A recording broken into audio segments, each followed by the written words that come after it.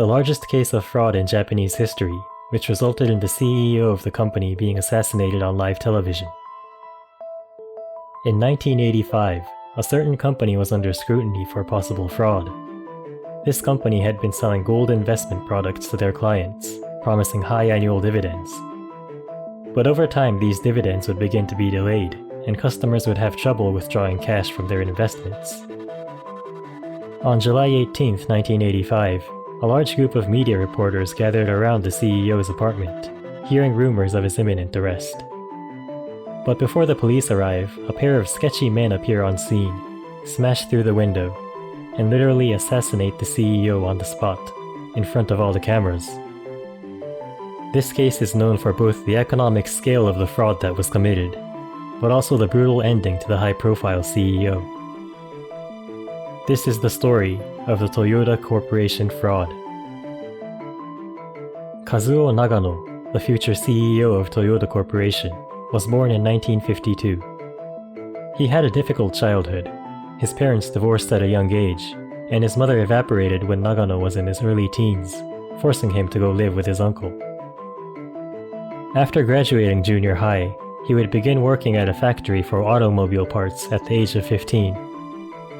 Nagano was never able to keep a job for more than a year or so, drifting from one job to the next over the next several years.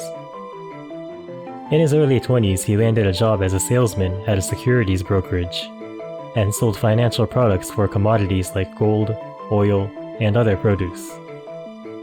He achieved record sales numbers at this firm, but was eventually fired for illegally using his clients' money to gamble on the financial markets, without the client's consent. From this experience, Nagano realizes he has a natural talent for selling investment products. So, in the year of 1977, at the age of 25, Nagano creates his own brokerage firm, naming it the Toyota Corporation. He chose this name because it sounds similar to the automobile maker Toyota. Although the two companies had absolutely no relation, Nagano believed having a similar name would give his company more prestige. The Toyota Corporation's main product was the Pure Gold Family Contract, which worked something like this. When a client signs this contract, they purchase a certain amount of gold. The Toyota Corporation would then borrow that gold for the term of the contract and pay an annual dividend of 10% for a 1-year contract or 15% for a 5-year contract. At the end of the contract term, the client will receive the gold they purchased, or an amount of money equal to the market price of the gold.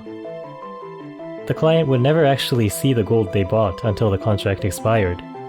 They would instead be given a certificate, stating their right to receive gold or cash at the end of the contract. For example, let's say a person signed a 5-year contract for $1,000. They would receive a 15% dividend of $150 every year, and if the price of gold had gone up by 20% by the end of the 5 years, they would either receive $1,200 worth of gold or $1,200 worth of cash. If you know anything about investing, you can immediately tell this is a very good deal, as the value of gold generally tends to rise over time, and on top of that they get a 15% dividend every year. It would turn out this deal was indeed too good to be true, but we'll get into that later. Nagano created a powerful sales machine to push this product. First, he would have a team of telephone salespeople conduct thousands of phone calls every day. If a potential customer displayed even the slightest hint of interest in investing, a salesperson would go to their house within a few days. The Toyota Corporation would specifically target elderly women and stay-at-home moms, as they believed these people would have low financial literacy and would be easier to persuade into investing in their product. When the salesman arrived at the potential customer's house, they would begin their pitch by pointing out that the interest on the Pure Gold Family Contract was much better than leaving money in the bank. And on top of that, how the price of gold has gone up over the years and was likely to keep gaining value in the future. Near the end of the pitch, the salesman would ask if they could borrow the customer's phone, as cell phones were not available in the 1980s. He would then use the phone to call his boss, asking if there was any gold left in stock, then voice relief when his boss replied there was a little bit left. Now, in reality, the salesman wasn't calling anyone.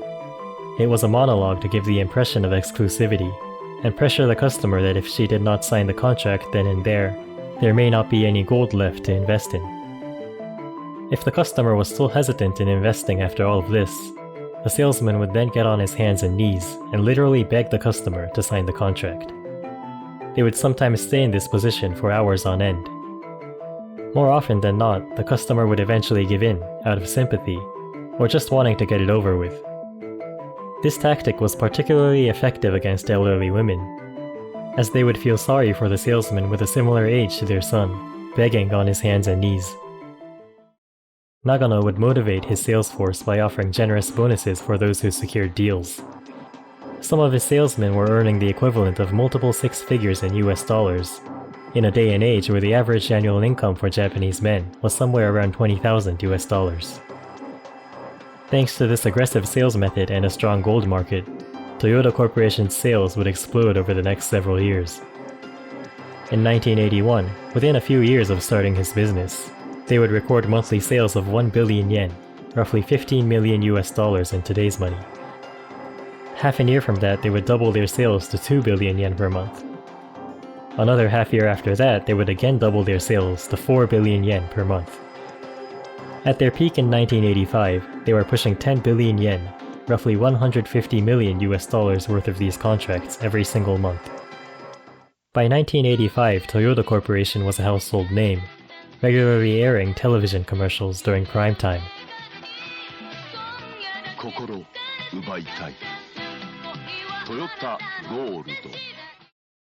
Nagano would expand his business and begin dealing in diamonds, development of golf courses, and real estate. Business was booming, or so it seemed. In reality, Toyota Corporation was, and always had been, on the verge of bankruptcy. You may wonder how that could be possible when they were selling 10 billion yen worth of contracts every month, but the reason is quite simple. Their costs were higher than their revenue. The 15% annual dividends, the ludicrous bonuses for their salesmen, and the marketing costs of running primetime commercials to keep business coming in were far higher than whatever margins they were earning per contract. Do you remember how on the contract it was stated that Toyota Corporation would purchase gold on behalf of the investor, and then borrow the investor's gold for the term of the contract? Also, do you remember that clients would receive a certificate and never see the gold they purchased until the contract expired? Well, it turns out Toyota Corporation rarely bought any gold on behalf of the client. Most of the money from new investors were used to pay the dividends of existing investors, and pay the staff of Toyota Corporation. It was simply a Ponzi scheme, which required more and more new investors coming in to maintain the facade of a successful business. This worked in the early years, when revenue was doubling every year. But by 1985, the market was beginning to saturate, and the growth rate of Toyota Corporation was losing momentum, and cracks would begin to show. Investors would begin seeing delays in their annual dividends, and would have difficulty trying to withdraw their money or gold when their contracts expired. Many of them would take legal action, and because of Toyota Corporation's high profile, they would come under extreme public scrutiny. The walls were closing in on Nagano, and someone leaked information that he would be arrested on June 18th, along with the location of Nagano's apartment. The media, catching wind of this information, gathered around his apartment during the afternoon of that day. But as the reporters eagerly awaited the arrival of the police, a pair of rough-looking men appear out of nowhere, claiming to be acquaintances of someone who had lost everything to the Ponzi scheme. Nagano had a bodyguard stationed outside the door, to which one of the men would ask, "How much are you getting paid? Are you willing to die for this man?" The bodyguard obviously felt otherwise as he left the scene, claiming he had a phone call to make. The two men proceed to smash their way in through the window, one of them with a World War II-era bayonet in hand, and execute Nagano as the media stood witness, taking pictures and videos. Some channels were even live broadcasting. After they had accomplished their mission, the two men jump back out the window, covered in blood, and demand onlookers to call the police. They ride the elevator down with a handful of reporters, smoking a cigarette on the way, and turned themselves in to the police officers that arrived on scene. Although the two men had claimed they were acquaintances of an investor, It was never made clear what their true motives were, or the details of their identity. The House of Cards came down fast after this incident. The Toyota Corporation declared bankruptcy within weeks of the murder. But because Nagano was the one directly overseeing the transfer of money across multiple companies and countries, no one really knew where it had all gone. When all was said and done, the total scale of fraud was estimated to be somewhere around 200 billion yen, roughly $3 billion in today's money. Although efforts were made to collect whatever assets were left after Toyota Corporation's collapse, investors only got 10% or so of their money back, at most. The reporters and media as a whole came under heavy criticism for not intervening. Sure, Nagano might have been running a fraud, but did he deserve to be executed on live television? A particular magazine even published a close-up of Nagano's bloodied and slashed face. On the other hand, to be fair to the reporters, could they realistically be expected to stop someone with a bayonet, to save a criminal perceived as a public enemy? Before I wrap this up, I want to introduce an interesting theory regarding this case. Some people speculate that the man who was assassinated was a body double, and the real Nagano had already fled overseas, taking whatever money he had stashed away with him. Supporters of this theory point out how perfectly everything was staged. Someone leaks information of Nagano's home address, and that he will be arrested at a certain date. Then, a pair of men conveniently show up, just in time to be caught on camera. Also, there is the fact that this was a normal, middle-class apartment, and there was nothing of value in the room. Wouldn't the ringleader of a billion-dollar Ponzi scheme be living in a nicer place, with cash and valuables on hand? Maybe Nagano had set this all up, hiring someone who looks like him to be in that room at that time, without telling him what was coming. Then have a cooperator leak information to lure reporters, and then have the two men assassinate the body double, while the media records everything. If this was the case, Nagano would be considered dead, with no one looking for him, freed from potential consequences. He would be in his early 70s by now, having lived a life of luxury off of whatever money he had managed to keep. But this is all speculation, so I digress. What do you think of the case?